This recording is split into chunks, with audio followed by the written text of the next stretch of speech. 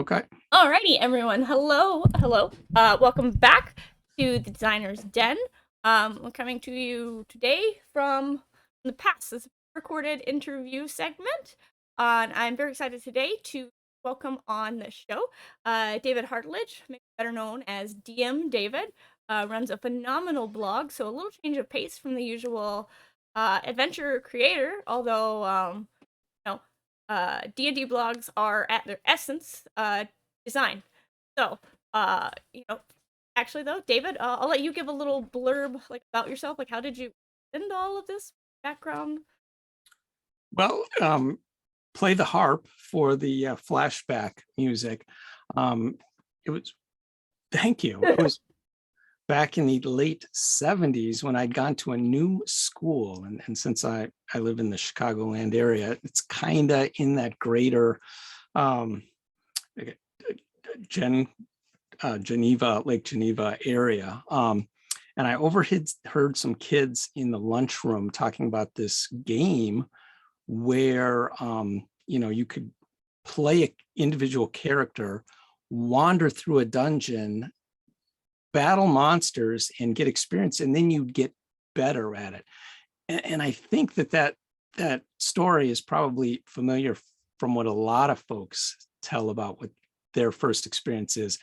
But at the time, it was particularly revolutionary for me, particularly electrifying because of two things, I think, mainly. First of all, I liked games at the time, but unless you were in some sort of tiny subculture of war gamers, the only games you were familiar with was stuff like Monopoly and Life and so on. And I enjoyed them, but they weren't very satisfying.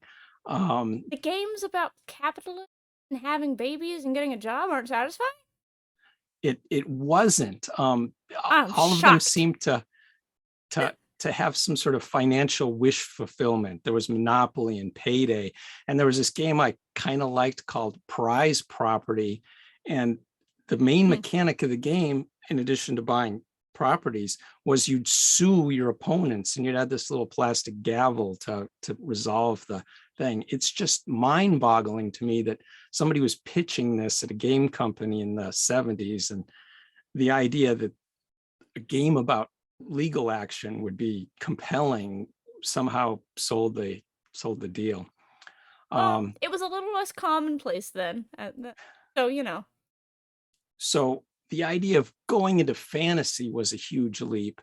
And plus the whole fantasy thing was really compelling. It was an era where, everything that was fantasy that most folks saw was either fairy tales, maybe a Disney movie, maybe a children's book. Right. And there's nothing wrong with that stuff, but it's very limited and it's all for kids, or at least designed for kids. There might have been Conan comics, but again, people at the time, comics were for kids. So the idea that somebody would use a game for more sophisticated storytelling, wow, it was amazing. All that story was electrifying to me, and the first thing that I had to do was start calling all the hobby shops near me, to try and find a place that sold this incredible game. I think it was miles and miles away. I had to convince my mom to take me there, and I had to wait until the weekend or something before she could get me there after I convinced her. And I'd just sit down and try and figure out how this game would play, how to design it in my head. And with my tool set of roll a die and move this many spaces, I couldn't even imagine how something like this would work. So it was really exciting when I saw it, and like most kids who were seeing the game for the first time, completely failing to interpret all the parts of the rules, but the whole style of play was incredibly compelling, and I rounded up players as soon as I possibly could. And then here we are, years later. Yeah. Number of years. Nobody do the math, okay? Yeah, it's been a while. Flash forward quite a few years, not all of them active, playing a lot regularly, but I wrote down a New Year's resolution sometime several years ago saying play more D&D, and I started volunteering at the local store to run games. I started volunteering at conventions.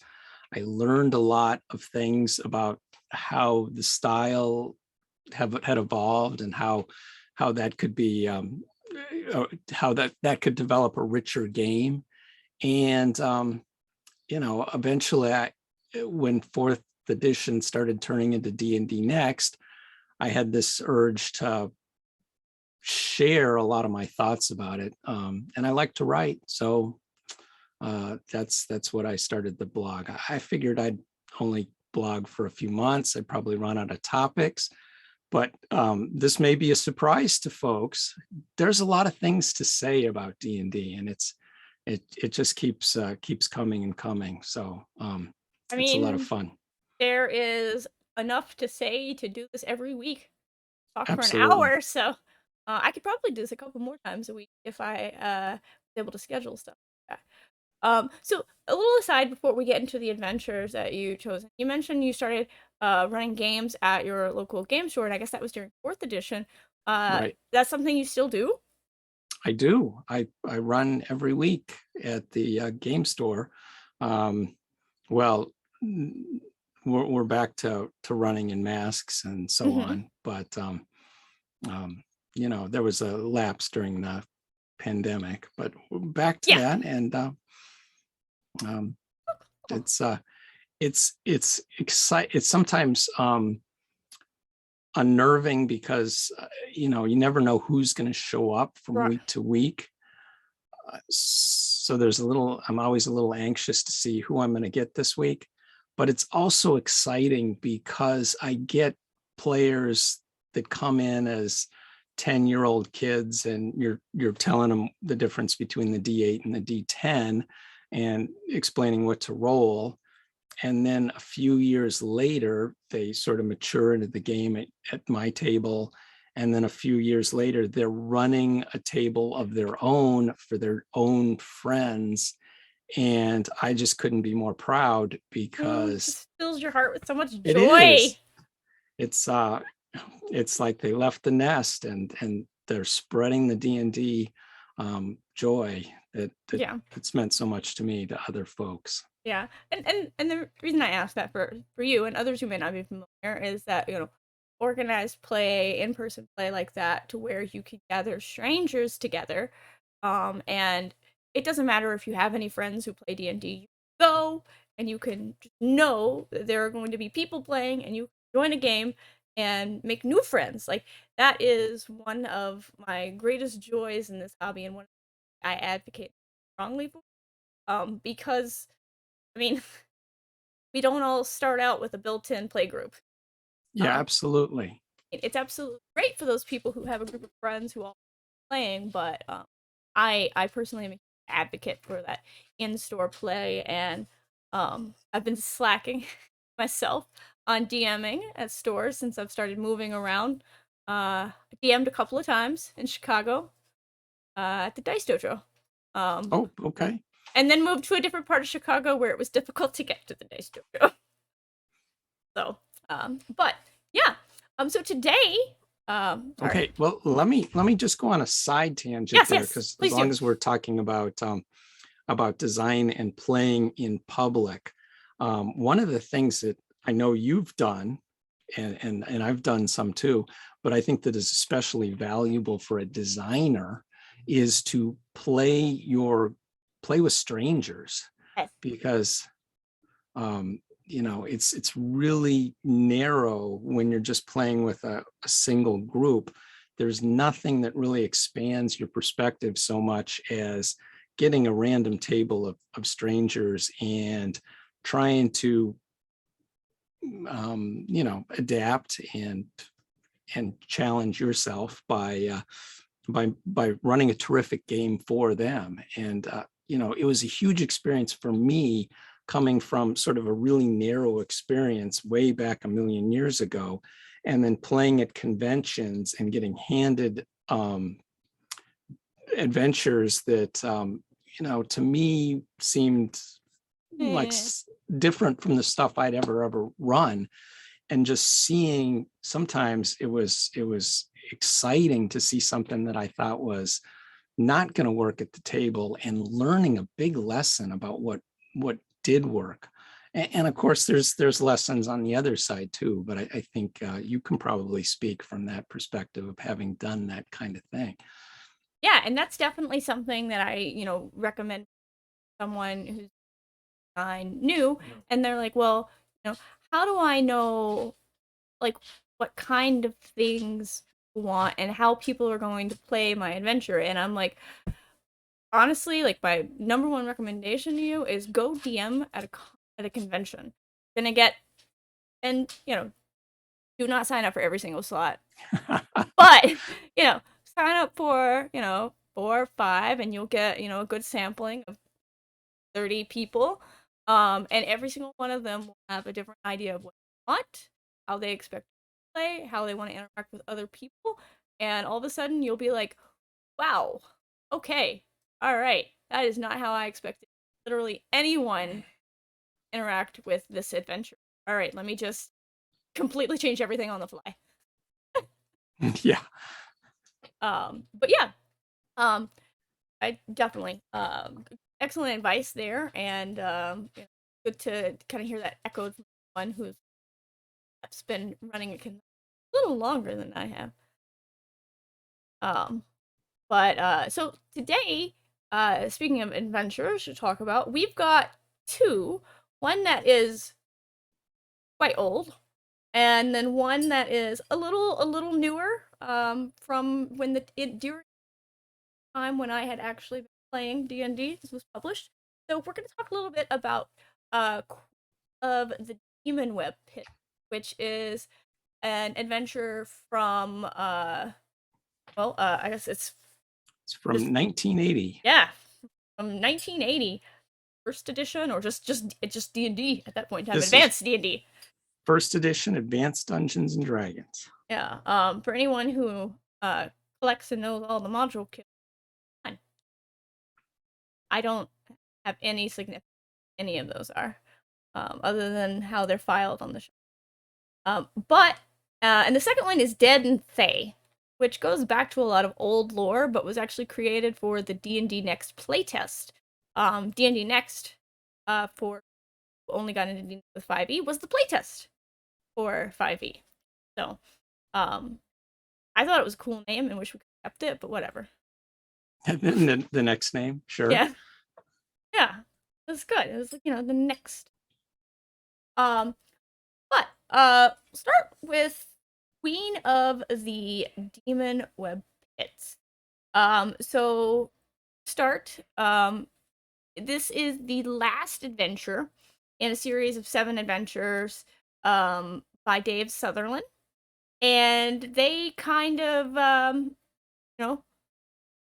covered the whole bit of like, what is the Demon Web? And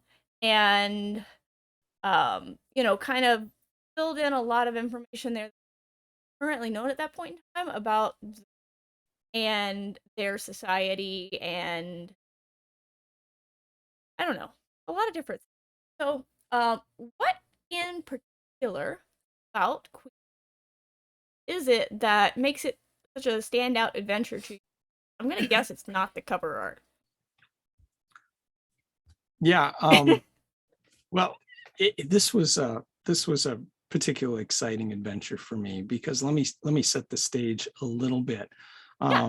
In the late 70s, mid to late 70s, Gary Gygax, co-creator of Dungeons & Dragons, came out with sort of the first batch of dungeons or adventures for Dungeons & Dragons.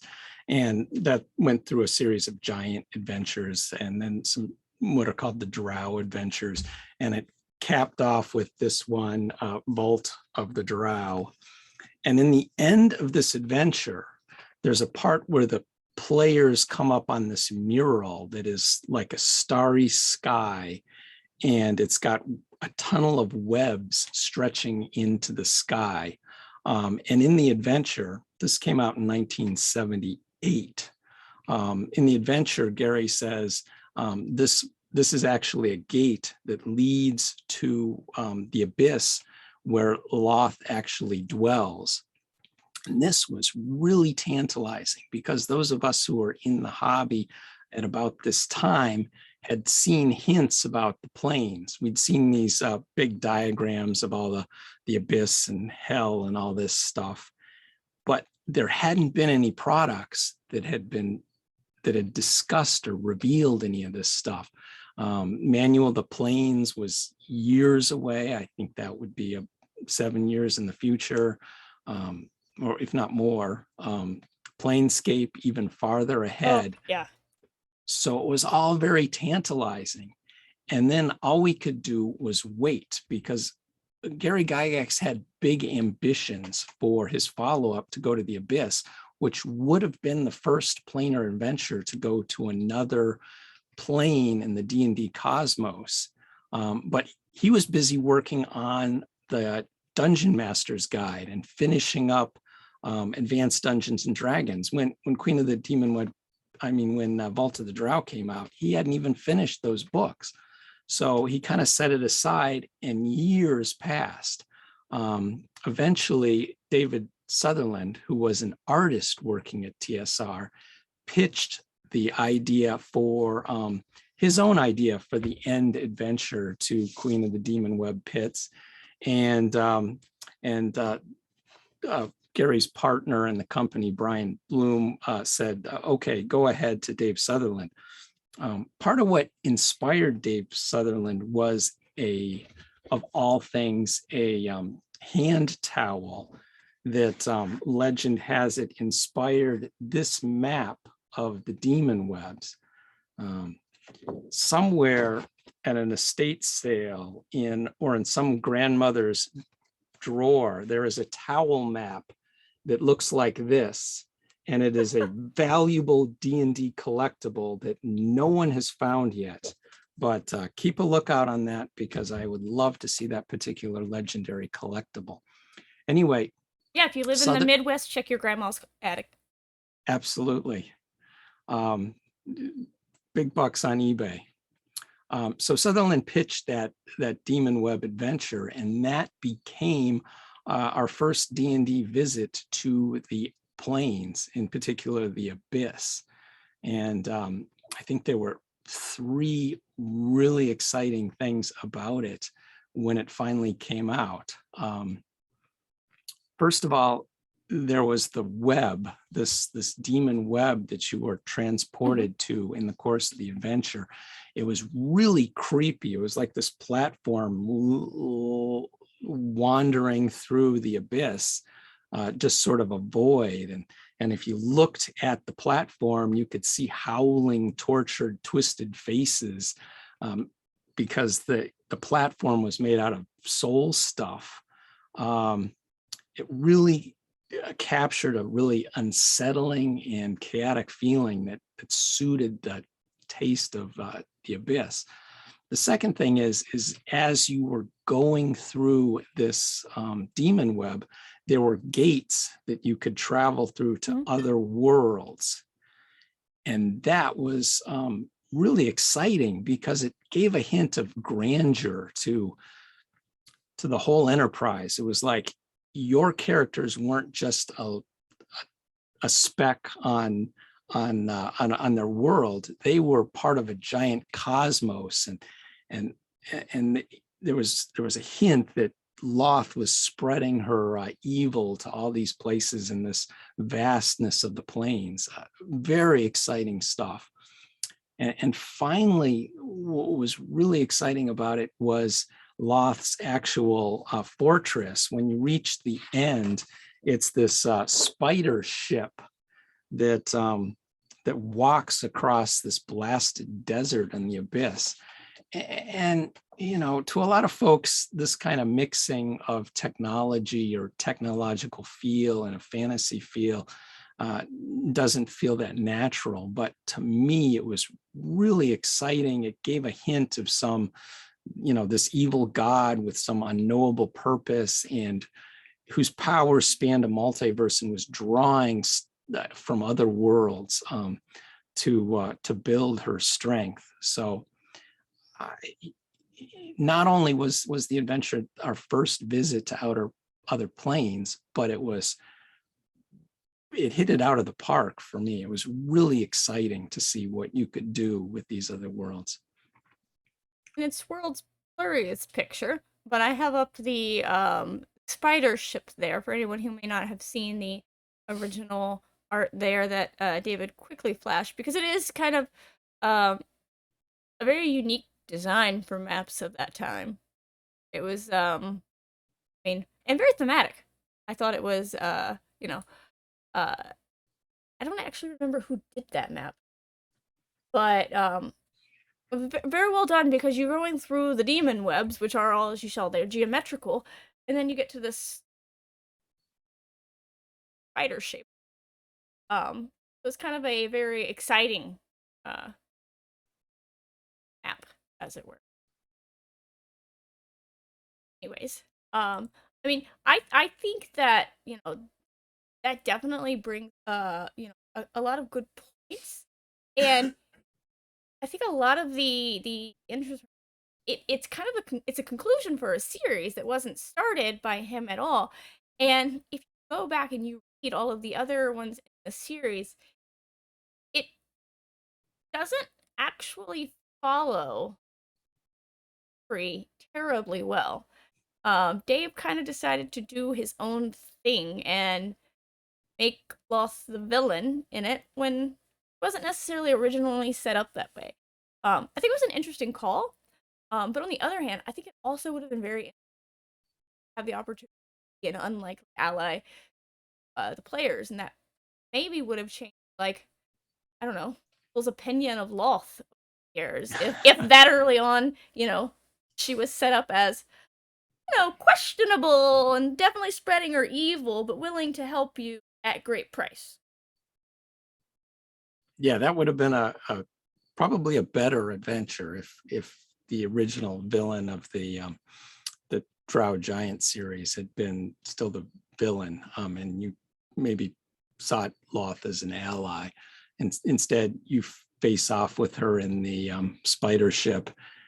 And since she's only got 66 hit points, which was a little bit more at the time, as far as in game terms, but it still was very fragile. I suspect there were a lot of disappointing showdowns with the goddess.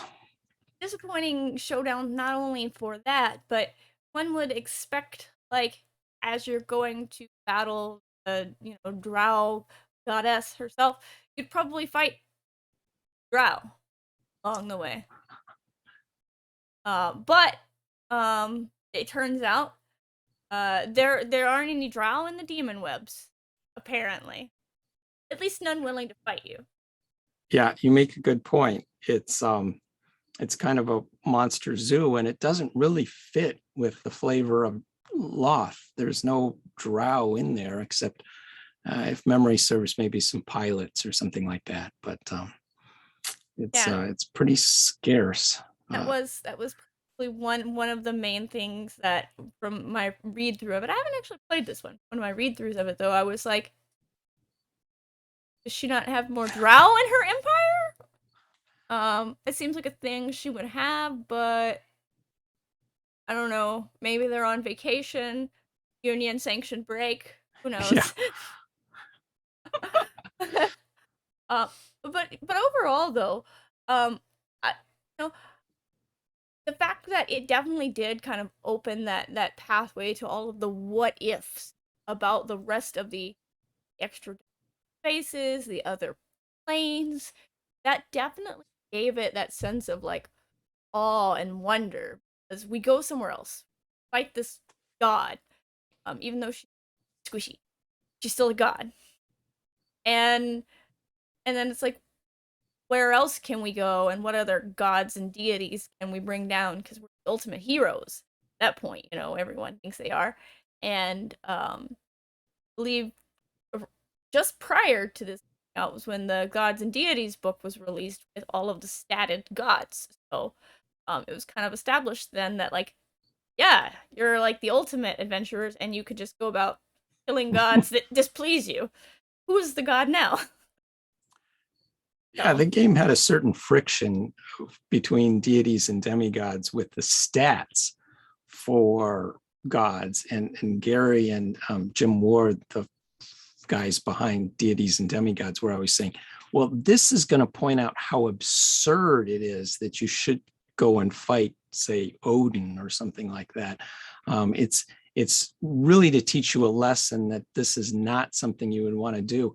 But it was exactly the wrong way to teach that lesson, by giving them stats and kind of inviting folks to battle their way through the pantheons, unseating whoever gods they felt yeah, like. as anyone who's DM'd more than one session knows, if you stat it, the players will try to kill it Absolutely. just to see if they can, just to see. And then on the flip side of that, the more recent adventure, Dead and Thay. By the time we got around to that, we already had a lot of lore set up on what Thay was, and Dead and Thay in particular, I really enjoyed because it it's got that dungeon crawl feel while still also having a lot of like the lore dump I associate with wizards.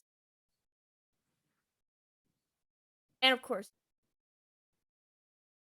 Yes, lots of liches. Yeah, Dead and Thay kind of ties back. We were talking about me running games weekly at a store, and I started with the D&D Encounters program, which was intended to recruit new players. They could come in and they could drop in, and it worked pretty well with 4th edition, because at the time 4th edition was slanted more as a skirmish. At least the adventures for D&D Encounters were slanted as a skirmish. You'd get a little bit of backstory for this week's segment, and then you'd play a fight, and then you'd want to invite everybody to stay tuned and come back for next week. Well, you didn't want to fight too many fights because you can only use your daily powers once per day. True. Yes. So as that was winding into D&D Next, and they were developing the new edition, Dead and Thay kind of followed on the Encounters program as a way to capture that same weekly Wednesday game store audience, with something that would be a play test of what would become 5th edition. And I thought it was really a masterful in the way that it kind of harkened back to very early D&D in its design, in a way that made it work perfectly suited to the drop-in weekly episodic games that people were playing at the game stores. So let me flash back just a bit. When Dave Arneson and Gary Gygax were creating Dungeons and Dragons, when they were testing the game, when they were developing the concept, they had already caught lightning in a bottle, because amongst their local gaming groups, everybody was excited about this, and they were all eager to either drop by Dave's house in the Twin Cities or Gary's place in Lake Geneva and play whenever they possibly could. So both Dave and Gary, they had groups that were coming in at all hours. They were calling them up. People would say, you got a few hours, can we go and dive into the dungeons under Blackmore? Or they do the same thing with Gary. They drop by his house, often at the spur of the moment, and there'd be groups of 1 to 20 people. My mind boggles at the idea of playing with 20 people at once. But what made this all, yes, what made this all possible is they had these giant mega dungeons designed under Blackmore Castle or Greyhawk Castle, and then whatever people would just come over, they'd join up in groups, and they'd go on an expedition. And that kind of mirrors the same play style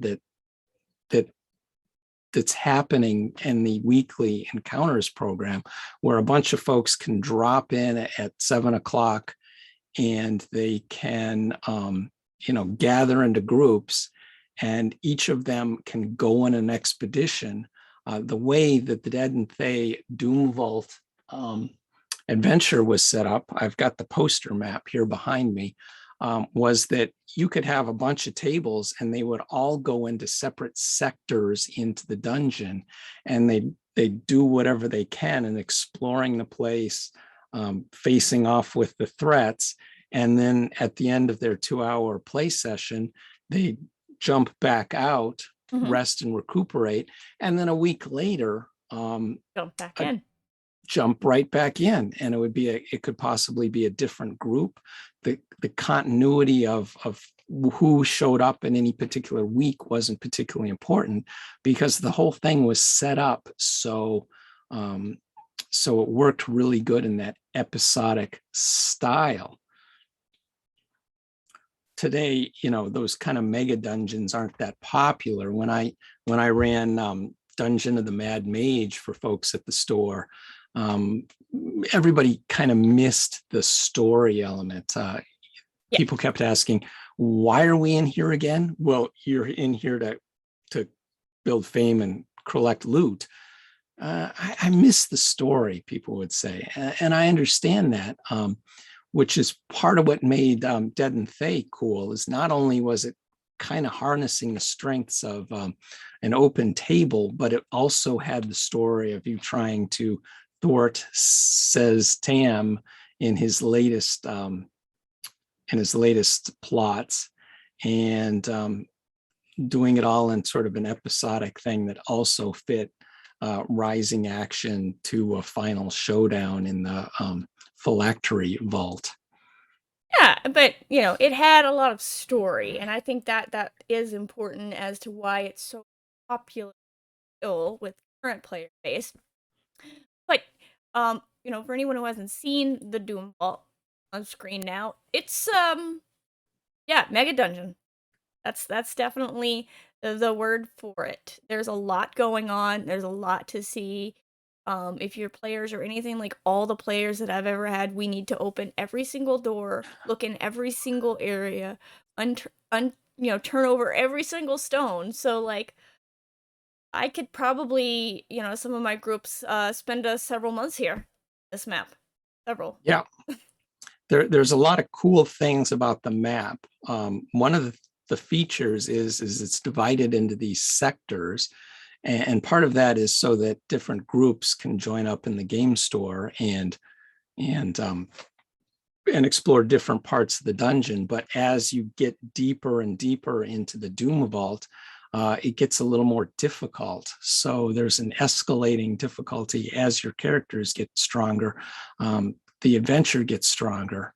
And that reflects the sort of levels that you'd see in an old school adventure.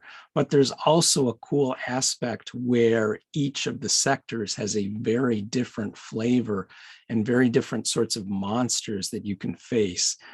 In the map, perhaps in the lower center, you see a part where it's kind of a forest area, an underground forest, and you might see natural feeling monsters that you might see out in the woods. There's places where they're capturing things from the abyss and keeping them captive. There's gates to the far realms where you might see beholders and that kind of stuff. There's a laboratory where they're creating golems, another place where they're fermenting oozes. Each one has its own feel. And there's also that sort of underlying creepiness of Fae and what foul things they're up to that permeates the whole place and gives it a unified flavor, but a lot of variety. So I think the author, Scott Fitzgerald Gray, just did a masterful job of aligning this adventure with its purpose for a weekly program, but also keeping the variety in the story that more contemporary players would really look for. One other point on is you don't have to play this with a store and a whole bunch of folks. It is still playable as a single group, and that's kind of why it was reprinted. All those assets is kind of why it was reprinted in the Tales from the Awning Portal compilation. Yeah, and I did have the map up there, kind of scrolling through the different sectors, the Forest of Slaughter you mentioned, and then I believe the blood pens, the far realm cyst, and then one of my favorite areas where you encounter one of my favorite creatures that I put into an adventure that I wrote that nobody ever expected it there, is the Ooze Grottoes, where you find the Ooze Master. Oh boy, everyone has been real startled by that every time. What is that? I've never seen one of those. Oh, you haven't played Dead and Thay? It's the only other place it appears. Yeah, nice grab there. Well done. Yeah, I wish that I could take credit for wanting that. I started with some just normal oozes, and my partner Alan Patrick was, "What about guy?" And like flaps open the adventure and yes, yes, that's terrifying and probably unexpected because I've never heard of it. Um, so, but yeah, it does have a lot of those classic things that you. So I think it's one of the things that's kind of bridged that. I don't want to call it a generational divide because it's not necessarily along age lines where people have their play styles, but people who've been playing a long time who still appreciate that dungeon crawl feel and being able to just be like, all right, this week we're doing the Forest of Slaughter. Meet back next week for the blood pools. No, we don't want to do the blood pools next. Or we going to the Far Realm Cyst? Or whichever next week. And then those people who do want all of that because there is a lot of lore and story go with this thing. It was a pretty hefty adventure at 107 pages long. Yeah, no kidding. I don't know if they specifically asked Scott Fitzgerald to write a book or if they asked him to write an adventure because he was really going for a book there. No doubt. I would be interested in when you have him as a guest on Designer's Den, I'll be interested in finding out what his what the request looked like and what led him to make some of those choices. That is, I'm gonna write that down. That's an excellent point. I actually don't think I've invited Scott. Love to talk to him. The brilliant editor is mostly the role that I know him in. Which, not terribly surprising having read some of the content that he's created because he goes in and does the developmental editing and is like, this is really cool. But I have an idea. Humor me. That's the best part about developmental editing, in my opinion. Having done a decent amount myself, is like, I really like what we have going here. But what if we make it more horrific? Hear me out. Hear me out, okay? What if we add 2 frog humans? No, I know one is enough. Honestly, one is enough. But 2 equally distant, symmetrical, definitely just hills in the. Definitely just. Yeah, yeah. And I like too that it kind of took a lot of that Fey lore that was rather dense at that point and kind of condensed down to like what's the important bits today. Definitely a lot of problematic content in that area. And while it didn't shy away from like what the Thayans are, then they didn't really rely so heavily on like the old tropes of like, oh, the Thayans are slavers and they have lots of undead. Like there was a lot more going on, a lot more depth and three-dimensional to the characters there. And including, just like all of the actual characters that he has in there, like um even goes through and talks a bit about Khazad-Ghoul, who built the Doom Vault. That was one of my favorite sections there, because I was like, I would love to know the motivations behind someone who's like, what's a great idea? Let's have an ooze pit over here, throw some demons and cages over here, and we're really just gonna like, work on the whole decor and feng shui of the place. Um, but that's kind of my take on what makes adventures appealing to me and what makes me want to talk about them. But I mean, I think you talk about probably a few more adventures than I do, because you've got a lot of blog posts, as you kind of alluded to at this point. If I actually saw a count on them, because it's a WordPress site and you just get see more, see more, see more. So I'm not sure how many blog posts you're actually up to, but hundreds, I guess.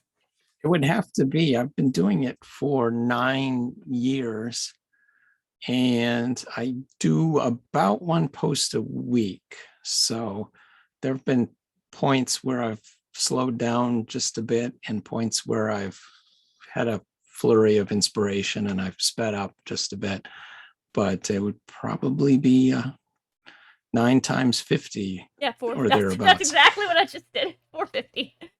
And yeah, and give or take, but that's a lot of writing about what makes an engaging adventure, what makes interesting minifigures, what makes a good map, what makes good character development, why players don't do things that you expect them to do. Which I thought was definitely the subtitle for your most recent. Without encumbrance, strength is a role-playing choice for suboptimal characters. Why don't players just build optimal characters? Well, see, that's boring.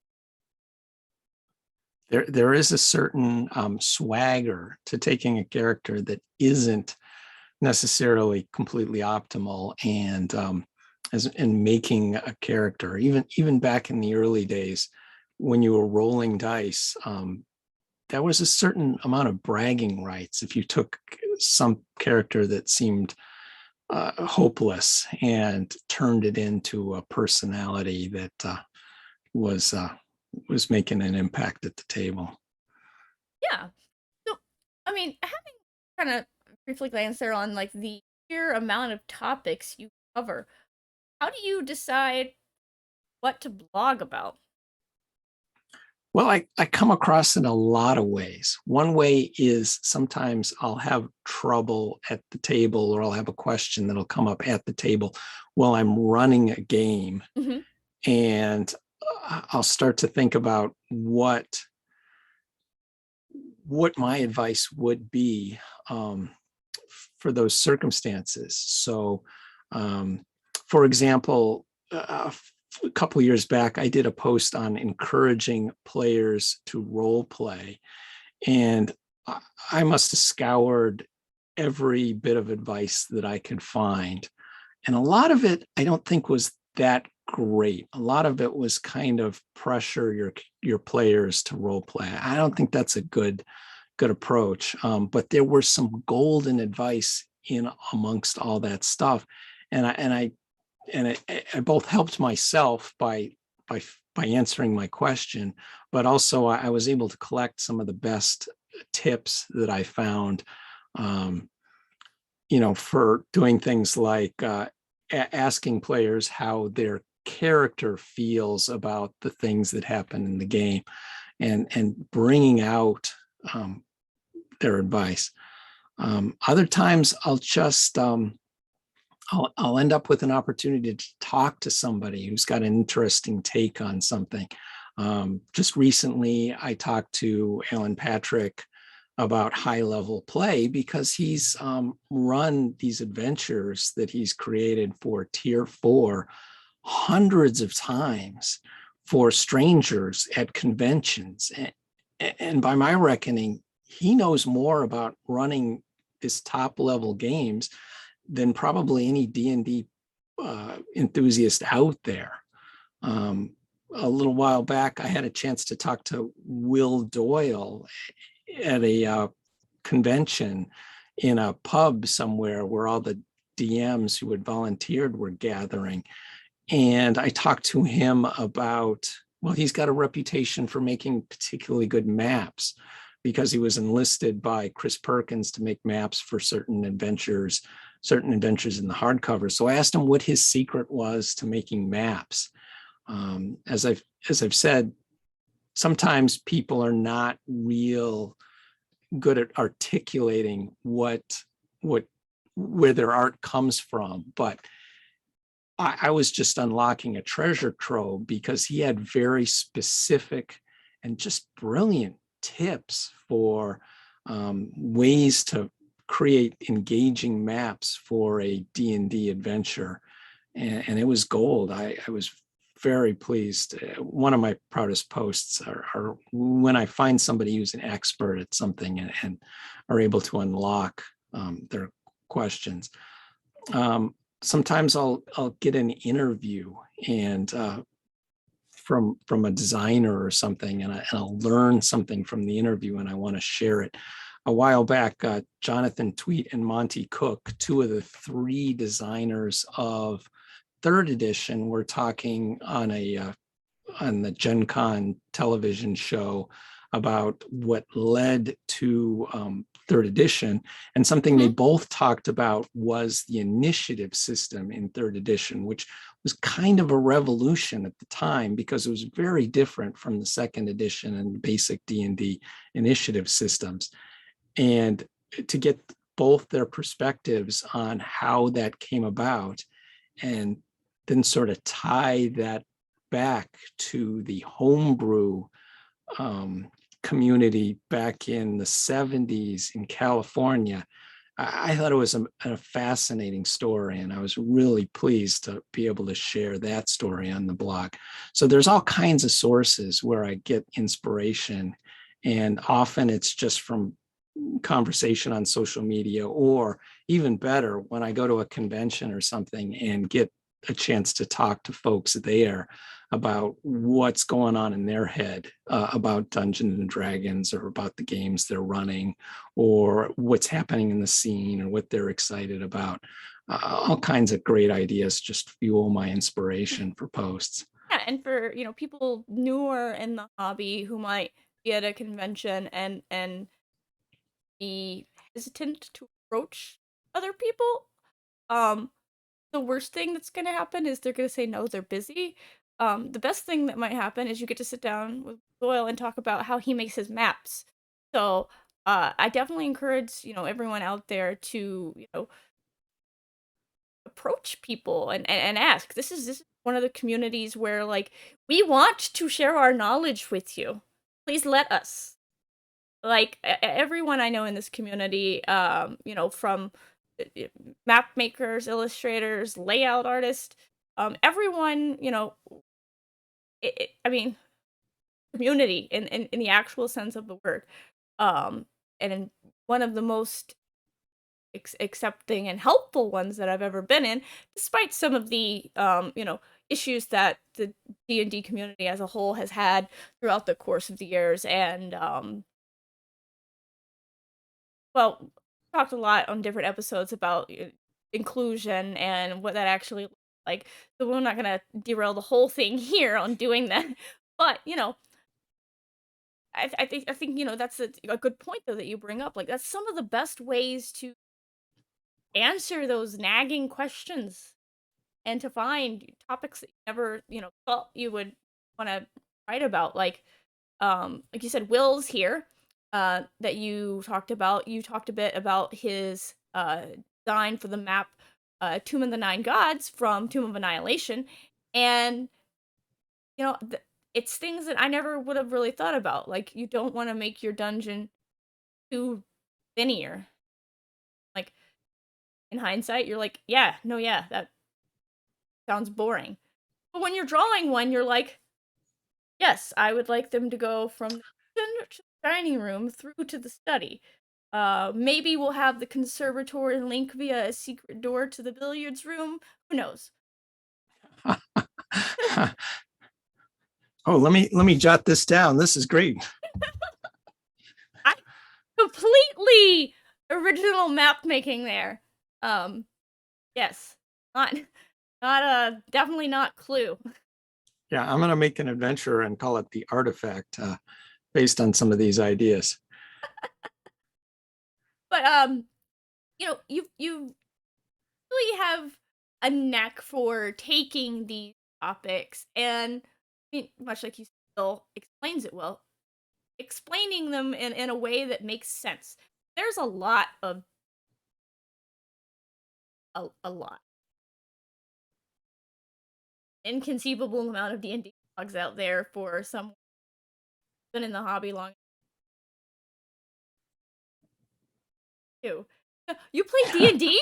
Oh my god, I can't believe it. How cool is that? What's your favorite, thing? Um so, seeing all these out there and seeing how many people have gotten so passionate to devote 9 years of your life to talking about D&D. Like I find this fascinating. And, also that to me it just like, brings me great joy to know that like there are other people out there who, I don't know, it feels kind of selfless. Like you have a thing and you had a question puzzle on it and you went through, worked, and you're like, I am gonna share my thoughts. Maybe everyone won't agree. The other thing too, you're hanging out there on the internet. And well, internet awful. Um, but I think you do a really great job of making these topics, very relatable. And you talk about, dump stat because in daily use, like some people would, could make that into a very negative post about how people aren't optimizing their characters. DM should be using encumbrance because people in the handbook, and how, not playing D&D the way it's intended. Um, First off, if you believe that, and I can introduce you to the book. Um, and how it says at the very beginning, D&D the way it's fun for you in the book. Here, here. Um, but it's I don't know, still kind of mind-boggling to me, like how this hobby has become somewhat of a cultural phenomenon and how people are out there searching for, gosh, I'm really stuck on how to run this story under. Let me look it up. And oh, DMDavid's got some tips. I don't know this guy, but he sounds great. I'm gonna trust it and use it. And like, hey, do you really, when you're, looking at your blog post, I love numbers. I have a deep and abiding love for spreadsheets. You track like metrics on post performance. Obviously you're not selling your posts, so you don't have to track sales and antagonize over that every day. Well, WordPress does keep track of which posts do better than others, and consistently the best ones that are sort of evergreen are the ones that are character building. So my post on making monks that are so good that DMs want to cheat. This is an amusing title with a whiff of controversy, so that helps too, no doubt. But that's tends to be the one that that that sees a lot of views, and then posts that also have a little bit of controversy tend to attract views. So my post on the four most annoying spells and Dungeons and Dragons, that's kind of an evergreen post. Not necessarily annoying, but like you're like, do you have any other cantrips? Okay, all right, great, good talk. there's no anxiety with the warlock over what to do every turn. You just got a standby that you can rely on. And there's some comfort in that certainty. Yeah, I mean it's like a good fighter. They can cast short sword, long sword, great sword, bow, hand crossbow. These are great spells. You don't have any anxiety. You know them all. Um, I personally did read the monk article, but I just have a deep abiding hate and not. I understand that. I understand where that comes from.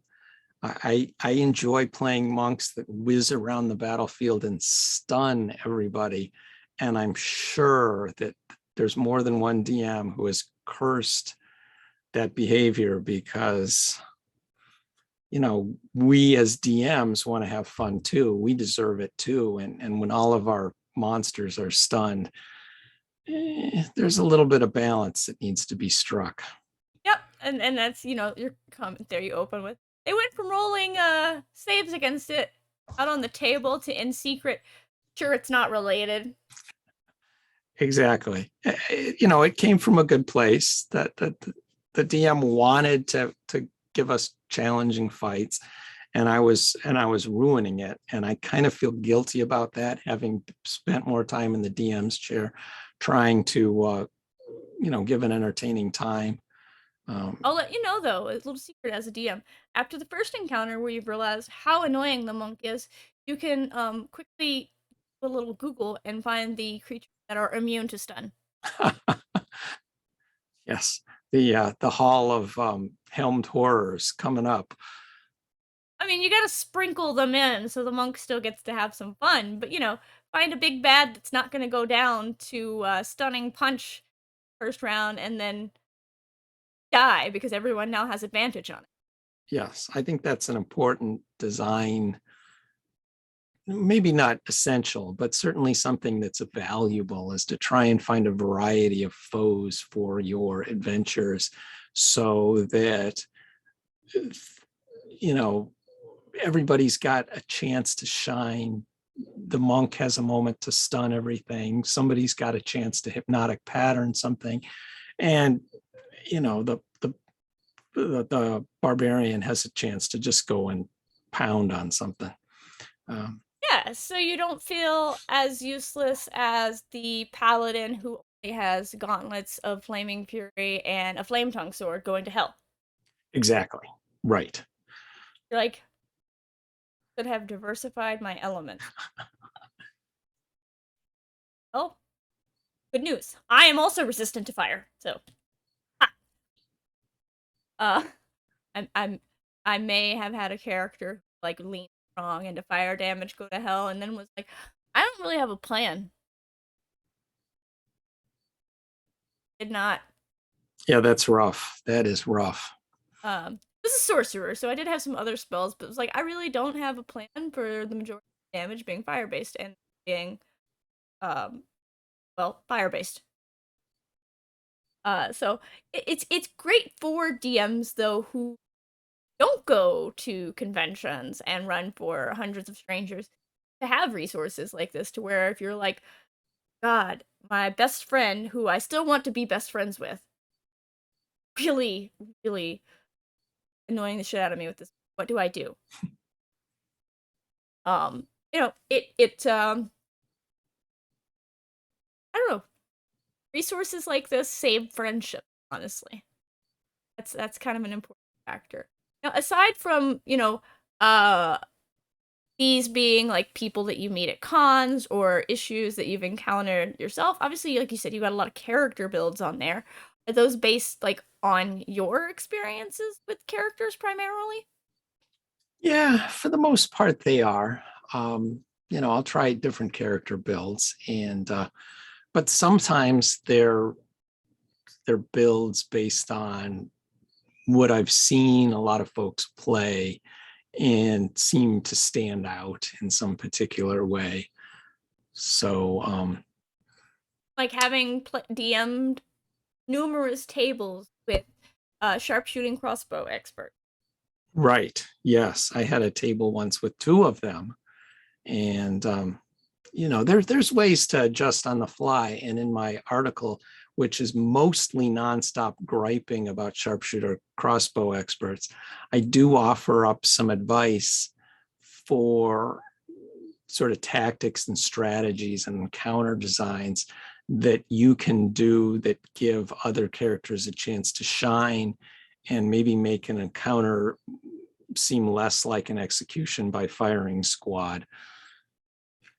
I mean, that's some people's thing, but I think it's definitely, like you said, it's important to be able to strike that balance. Absolutely. It goes along with the mantra of, like, as a DM, allow everyone a chance to have the spotlight. Right. And I think a lot of your articles or I guess there are. I'll take it. I'll Yeah, allow it. yeah. Really kind of revolve around that, like, golden rule of, like, all right, you're a DM and you have this person who's hogging the spotlight. Let's walk you through some tips on how to mitigate that. And I mean, I guess a lot of that comes from, as you mentioned, DMing for so many strangers and, knowing that, gosh, gee golly, these are things that get real annoying after the fourth or fifth person in the day. Um, do you ever just, like, I don't know, kind of one that I didn't find is, like, you don't have a lot of, like, theory crafting type. That's something that's very popular as well. Like, what's the or what was it, the coffee lock was a thing for a while that people were, like, just combining things together to make the weirdest multi-classes generally, where the theory crafting stuff goes in there. Um, I did go there once for one post as the seven most, I can't remember how I phrased it exactly, the seven most extreme character builds for different purposes, such as, we've already talked about damage dealing, mhm. speed, armor class. I can't remember what all the different items were, but they were an attempt to look at, if you want to make the stoutest character with the most hit points, how would you do it? If you wanted the highest AC, how would you do it? If you want the fastest, how would you do it? And so on. So those on occasion resorted to tricks. There used to be a trick to making the best healer, which was, well, I can't remember the details, but Tasha's guide has opened the door to that paladin spell, connected with the life cleric, aura of vitality and a life cleric, and that's the recipe Yes. now. I mean, But it used to be a little more complicated route.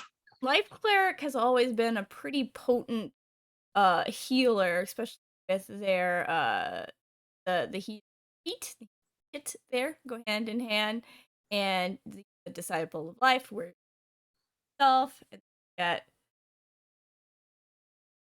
oh, I'm about to name this wrong, so I'm just tap there. The other, Life Cleric class features. I've got a, gosh, what is it, level 18 finally. One of my first 5th edition characters. Straight life cleric, and everyone is always, like, super delighted when she shows up for the mega dungeon. Oh, no doubt. Throwing Oh, down that oh, mass heal. you brought a healer. You are that kind of cleric. Yeah, yeah. Um, okay. Well, unfortunately, we are at the end of our hour. So it was absolutely delightful to chat with you. You've got, a lot of excellent information and insight from having played the game long. I would definitely, for anyone who hasn't checked out David's blog, recommend you do that. And it's very hard to find. It's just DMDavid.com. Don't use logic around here. Naming conventions. But yeah, check it out. If you like a blog post, I guess visit it 20 times so he gets the stats. No, don't. Or don't, you do you, do whatever. But yeah, aside from that, David, Do you want to tell everyone like where they can find your stuff online, where they can come play games with you, where conventions you're going to be at, or any of that jazz that you want to share? Okay, well, I'm on Twitter at DMDavid blog, and that's probably where I'm most active on social media. As for conventions, I'm virtually certain to be at Winter Fantasy this year, and we'll see where that goes from there. But if you catch me at Winter Fantasy, please come up and say hi. I'm always happy to talk with folks. Let them And know how you really feel about I will. I again, I like monks. It's I know. um, I want to like. that's fair. I understand where it's coming from. I know. Yeah. All right. So Twitter, the blog itself, or Winter Fantasy. If you've never been to Winter Fantasy, I'll second that recommendation. Go. If you're like, man, cons are expensive. It's in Fort Wayne, Indiana. They do not want your money. I don't understand. There is no place in the world to stay that's cheaper than Fort Wayne, Indiana in February. Yes. So it's got that going for itself. If you're not used to, well, prepare yourself. That's the best advice there. There is generally snow in northern Indiana in February. But what also is in northern Indiana in February, a, I don't know, decently small group, some of the most amazing people in the world. In my opinion. You can find Baldman Games there running Winter Fantasy. We're just gonna do a quick blurb, Dave. Baldman Games there doing their headliner show, Winter Fantasy. It's generally premiering a lot of new stuff. It is like the spring premiere for D&D stuff. You can find all the new Adventures League content there. There'll be the Baldman Games Moonshaze stuff if you need even more Moonshaze. If you hate the Moonshaze, you can usually find Eric Mingy there as well, Moonshaze architect. Sorry, Eric. No, no, he would love to talk to you about why you should love the Moon. Me, most of the D&D admins, Dave, Baldman himself, and the cheapest bar that I have ever been to. I still remember my complete shock the first time I went to Winter Cocktails, get my ticket, and for $20, and this can't be right. Is everything on? Everything is on here. Well, here's another 20 in tip. I don't know what to do. But yeah. So yeah, come hang out with us there. But again, I do want to thank you so much for being on the show. Absolute pleasure. And I have a great lineup of guests upcoming.